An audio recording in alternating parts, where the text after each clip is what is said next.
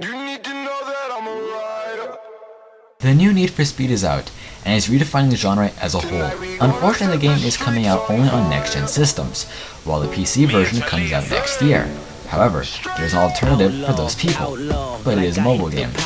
This is Need for Speed No Limits. The question is now, is the game worth it, or should it just be forgotten? Let's find out. Now before this review starts, I would like to point out my previous iPhone recorder does not work with iOS 9, meaning I am using a trial version of another recorder, which has an extremely annoying watermark, so if this game looks a bit chopped off, that is because it is. Once you boot up the game, you are given your daily reward, like in every other mobile game ever. After that, you are presented with a false map of the game, which is where you will be selecting things you want to do. You can do the following: visit the garage, play the underground, play the car series, play the tournament, play special events, visit the car showroom, visit the black market or loading docks, go to the mod shop, and finally visit the shop and spend real life money on stuff you'll probably use up in about 2 minutes before it asking you again. Fine, I will stop with the sarcasm. Let's stop first at the garage, because it is probably the most important part of the whole game. The car selection is quite big, but not too huge, with cars ranging from Ford Fiestas to Koenigsegg Agueras. But what makes this so important is the ability to upgrade part by part rather than by upgrade bars. This allows players the ability to upgrade cars into complete monsters. You can literally make a Volkswagen go against a Nissan Skyline. It's crazy. You get these upgrade parts by completing and winning races or challenges. Now on to the actual racing. There are 3 different control types, them being touch, tilt, and virtual steering.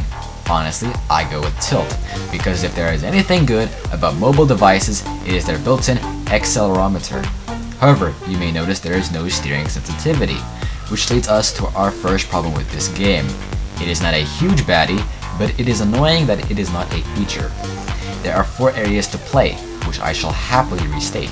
You got the underground, which is like a campaign story, the car series, which is like a campaign-ish story, the tournament, which is where you can play against others by use of ghosts, and special missions, which are exactly like car series, but way much easier and only available during certain times.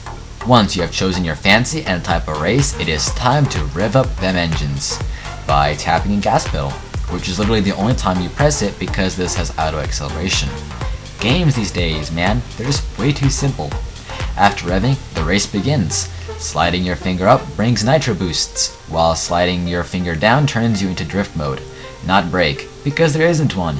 Honestly, racing is actually quite enjoyable and fun. It is very easy to get into and can be mastered in many ways. The graphics are also quite amazing, especially for mobile. Yet we come to another bad thing: gas. Now I'm all fine with gas in games, but in this game there are only 10 slots, and some of these races take up like 3. You really can't have smooth gameplay because of this. I suggest that there should be at least an upgrading system to the gas meter. But aside from that, we come to another problem: style points. The mod shop, or as I like to call it, the Rice House, allows you to customize things like rims, spoilers, hoods, colors, you name it. It's here in all its rice heaven. But in order to do these actions, you need style points, which are received by replaying missions. Unfortunately, you can only replay the same missions 3 times every 12 hours. Not to mention that you have an about 1 out of 5 chance of getting style points. It's annoying. Finally, there's the car showroom, which lets you look at stats of stock cars. Pretty pointless unless you want to compare cars.